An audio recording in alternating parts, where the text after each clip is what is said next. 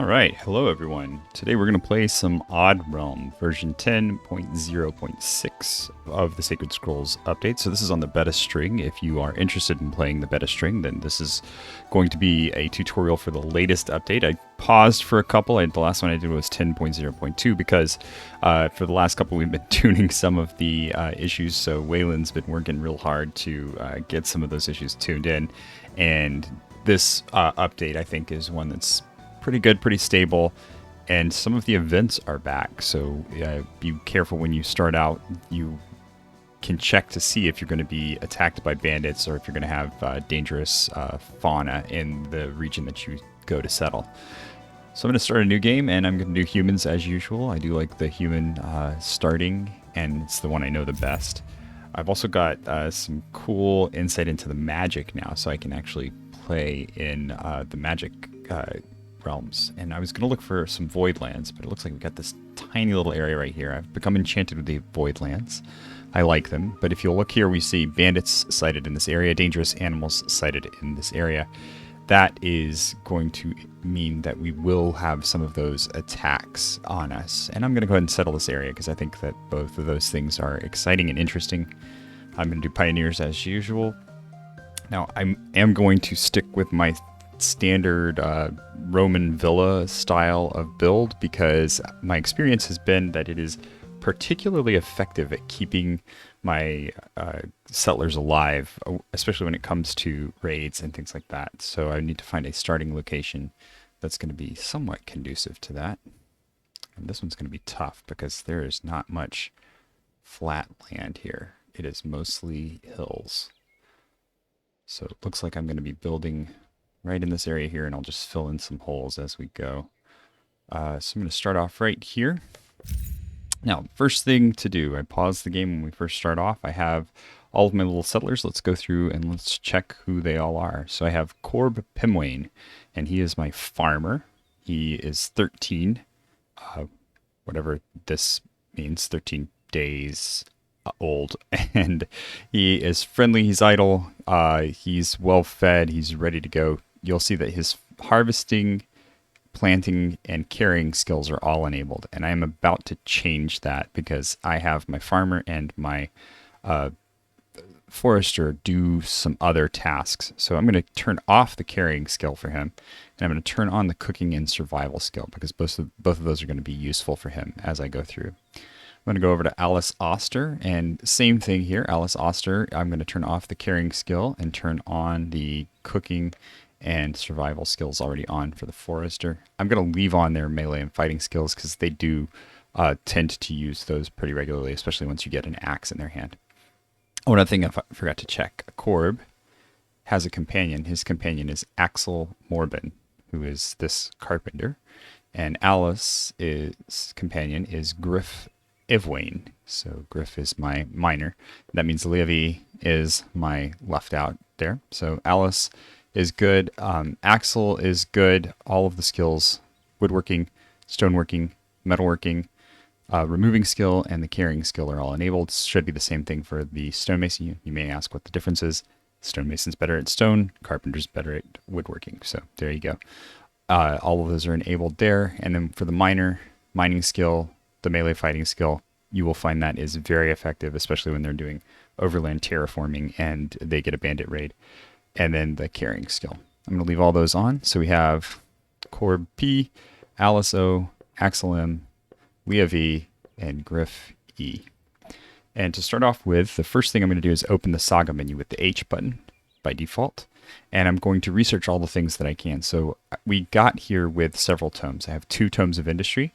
So I'm going to go ahead and take the woodworking, and I'm going to spend it because it gives me all of these blueprints to be able to make rooms with and to build things with. And I'll talk through a lot of these as we go through the tutorial. The second one I'm going to take is in the cooking skill. I'm going to actually take this complex meals 1. And the one I'm looking for particularly in here is, well, all the butchering skills. And I'll explain how those work as we go through. But then also, if you go down here, there will be a plant fiber broth.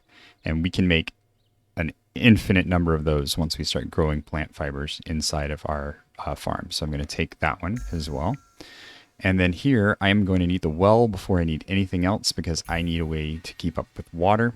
I don't have any tomes of Arcana, but there is a way that we can get those as we go through later. And then once we get those, we can create the library, and then we can get any tomes we want to, as much as we want to. I am going to take here the basic melee weapons 1, and the reason is because in this string right here, you'll find the stone trap door. And that is the way we're going to make our fortress safe. So I'm going to take this one here, and then as we get more tomes, I'm going to go up so that we can get the wood trapdoor and then eventually the stone trapdoor to make our area safe. So that should be all the tomes that I need to use right now in the saga menu. And that will open up my options to build different things like the wood plank blocks here. And I'm going to start off building out the setup for my initial phases of this building that I'm going to have. And what I do is just make some small rooms that are going to be used as the kind of pilot rooms for my Roman villa. I'll stop talking so I can actually draw them. These will be the first few rooms we have here. And then I'll worry about the rest of it as I start building out a little more. Make my doors. And I make them with the 0 priority. So if you have priority 0, 1, 2, and 3. I make these with the 0 priority just for planning purposes. So this is kind of like a blueprint.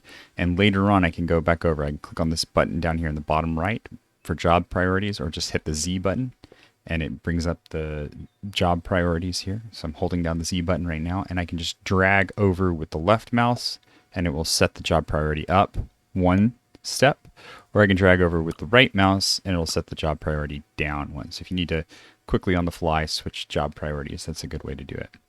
So these are my initial plans for the building that I'm going to have. The building's going to expand back this way quite a bit, so I'm going to want to fill all of this in with dirt, which means I'll probably take all of this dirt down and some other things like that. But for now, this will be a good start for the building. I'm also going to want to build my first room. And for my first room, I'll go ahead and we'll do this from the rooms menu. So I hit R to bring up the rooms menu. And in the rooms menu, I'm going to grab my workshop, and I'm going to put my workshop right here.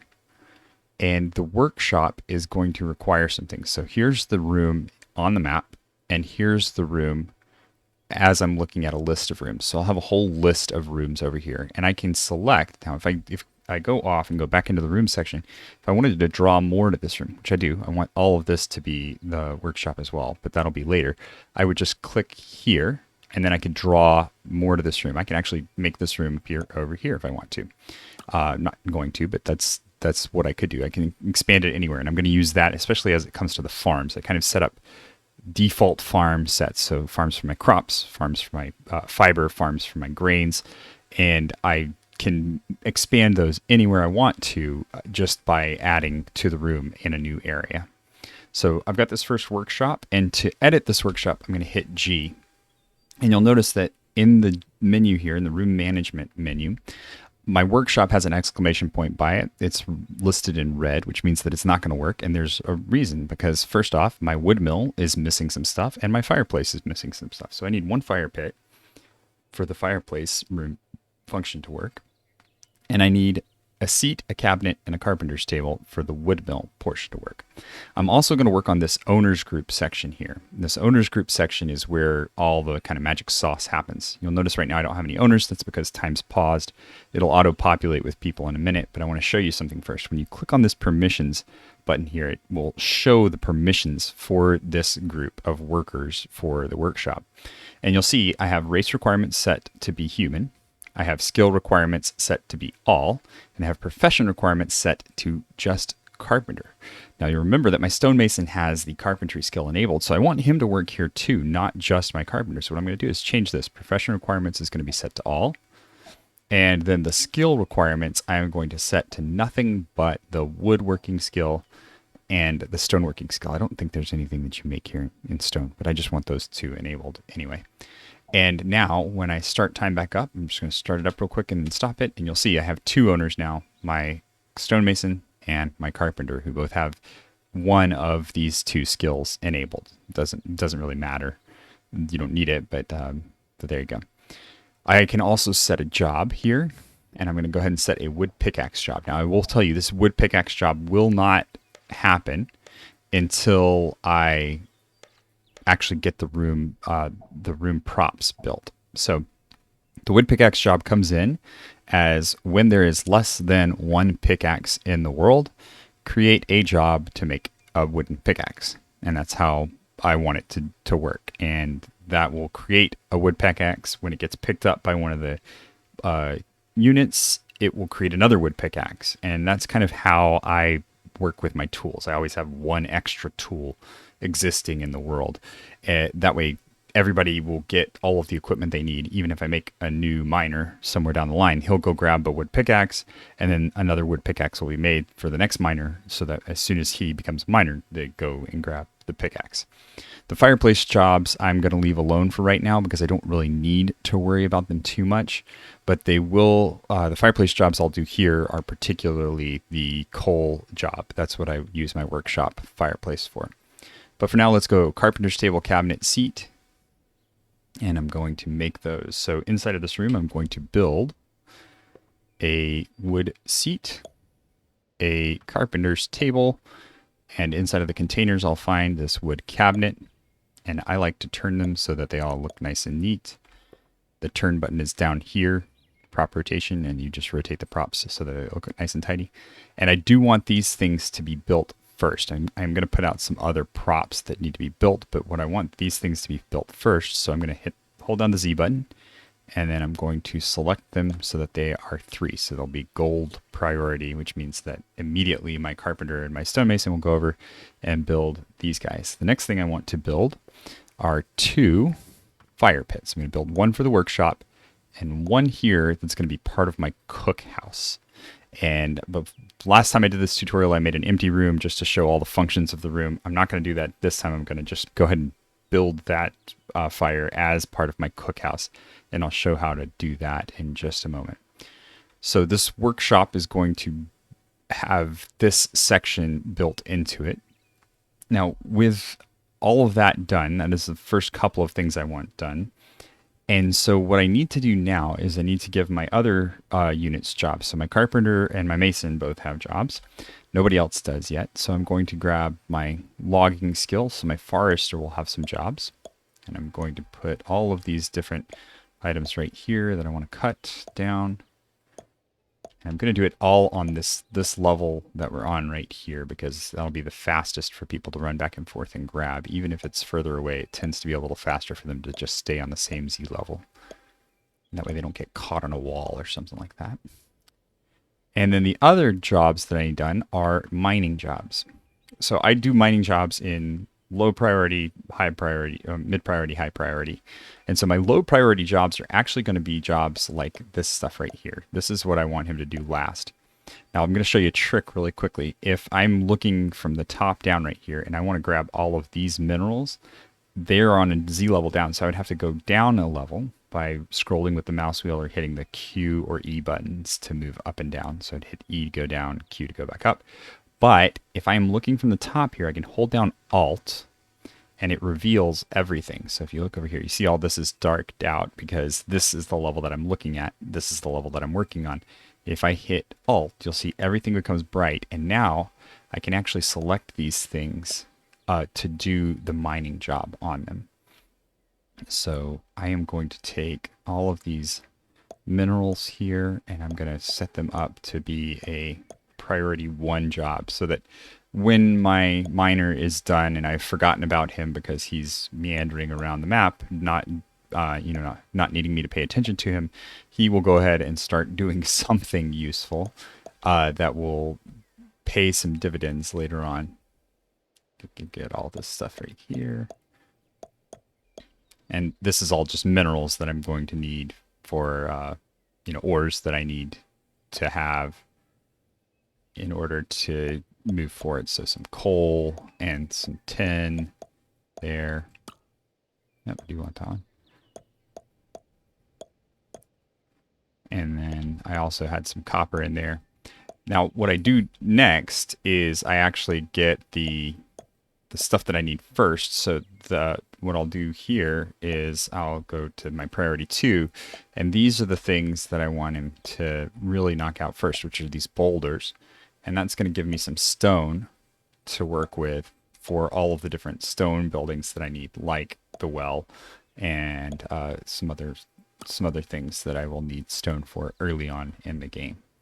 So that's those guys taken care of. Now my farmer's kind of a special case. So what I'm going to do is I'm going to grab the harvest skill for the farmer, and I'm going to go ahead and start him off harvesting what will eventually be his farm. And that way he will go ahead and start harvesting out this farm. And then one more set of buildings that I'm going to do, I'm going to build a wood plank floor around this farm so that my characters can walk back and forth, and this farm will be kind of separated from all of the other grasses that are growing around so that it won't have this massive overgrowth of grass. And I'm going to put one container at priority 2 here because that will be a requirement for my first farm. Last thing I do before I start time, I'm going to make a storehouse out of this spot right here. Go into my room management, and I'm going to name this S1 Arrival. And this is going to be kind of my catch-all storage option. Sorry for that. And you'll see here it has haulers. In just a moment, anybody who has the haul skill enabled, which is going to be 3 of my 5 settlers, is going to start working on hauling things to the stockpile as needed. And my workshop's still not working because none of these things are built yet. But as soon as they are built, then all of this stuff will be ready to go.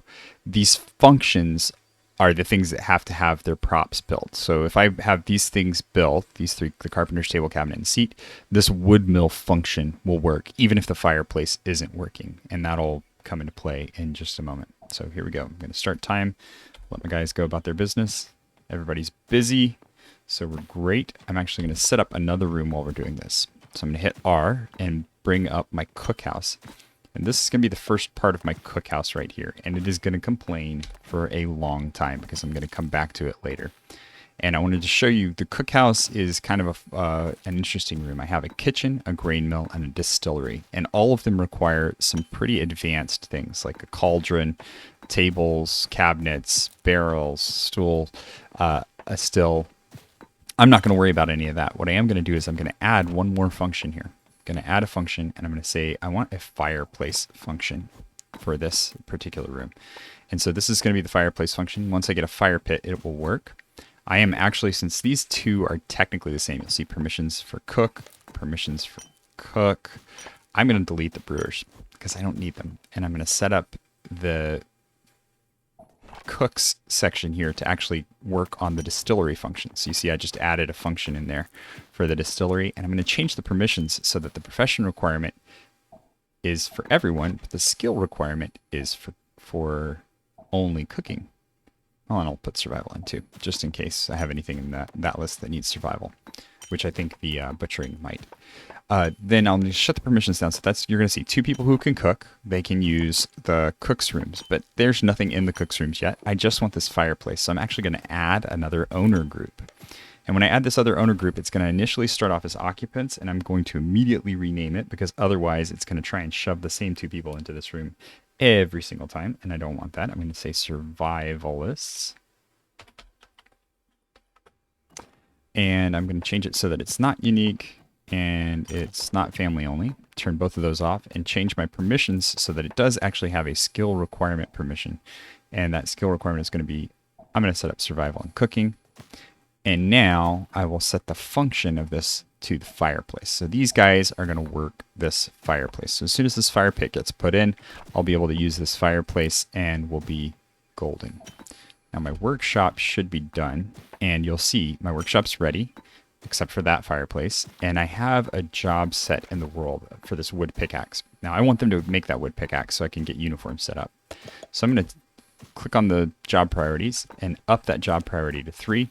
And it means that they're going to stop working on this priority 1 path around this area for the farmer.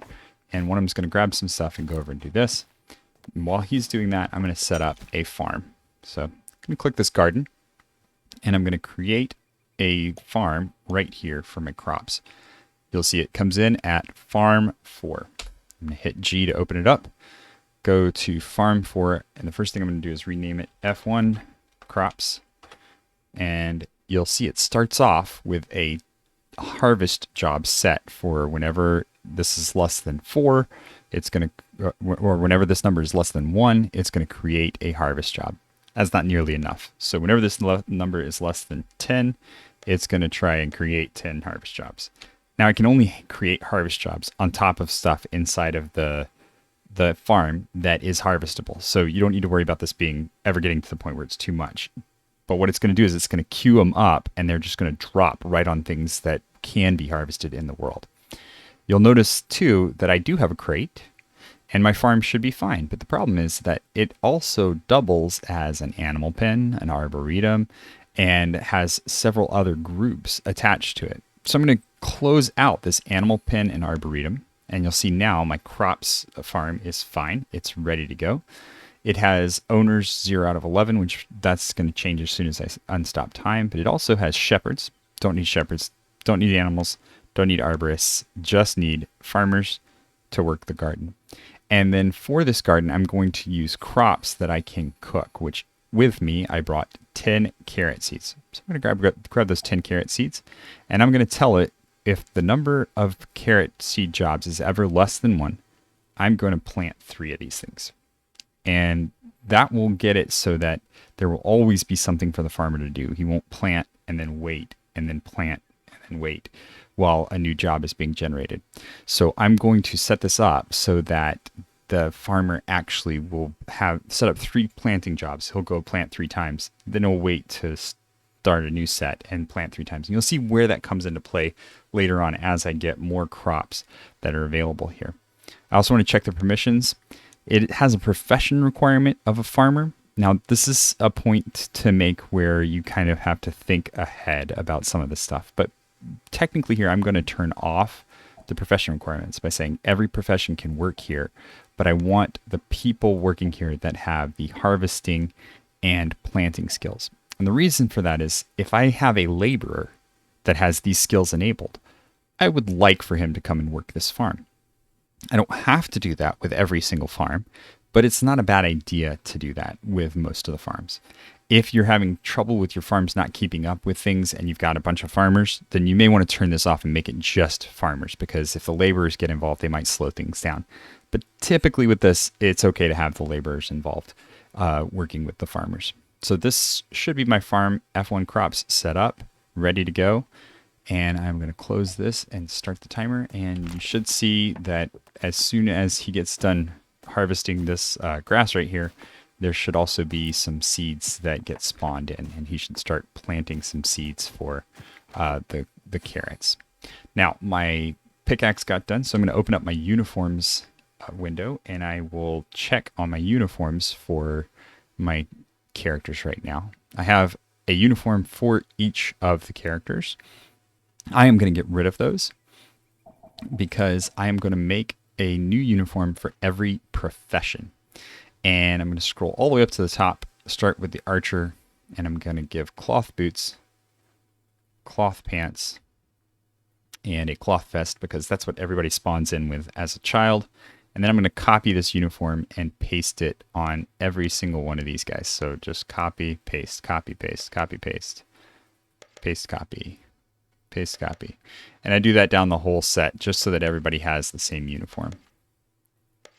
It's tedious, but it's not terrible.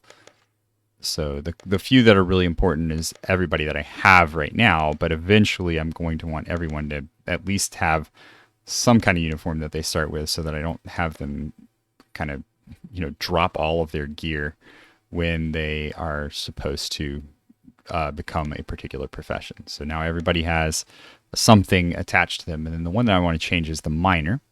And I'm going to come over to my 2-handed weapons and I'm going to grab my wood pickaxe, drop it on my miner. So now you'll see my miner has a different uniform than everybody else. It's because he has a tool currently.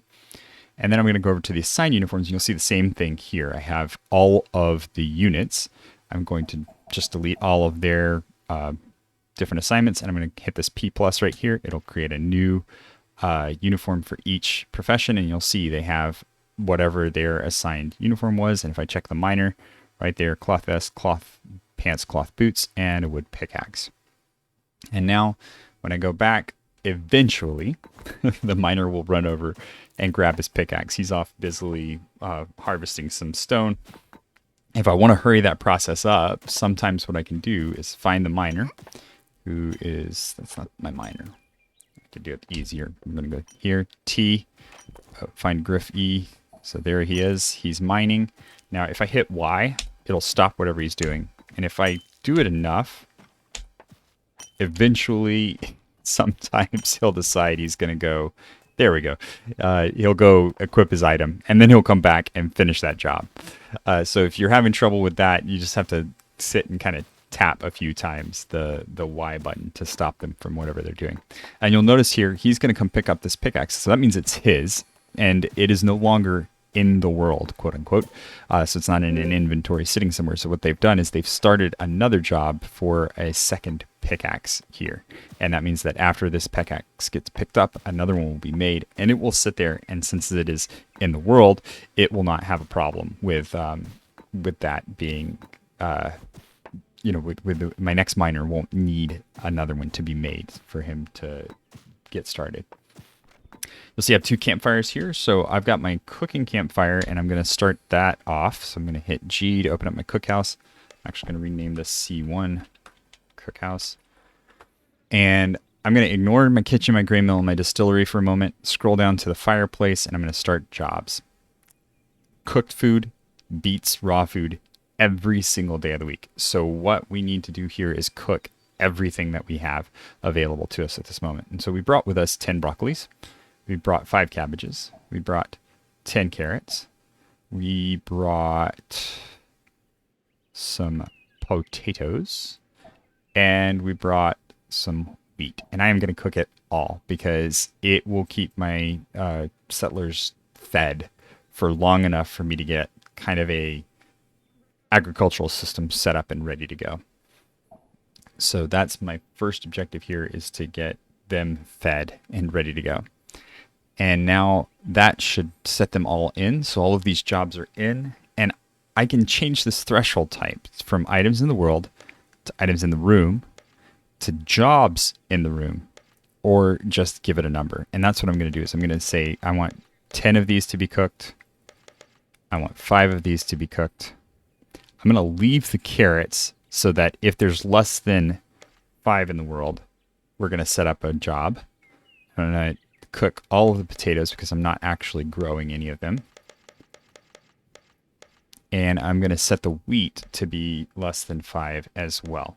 And that's those 2. I do that because I'm growing them as I get some more farms set up. And that way I can just keep cooking them as I need to. And I'll come back and delete those once the time is right. So that's my cookhouse set up. My crops are ready. My workshop, I'm going to change the name of really quickly to A1 workshop.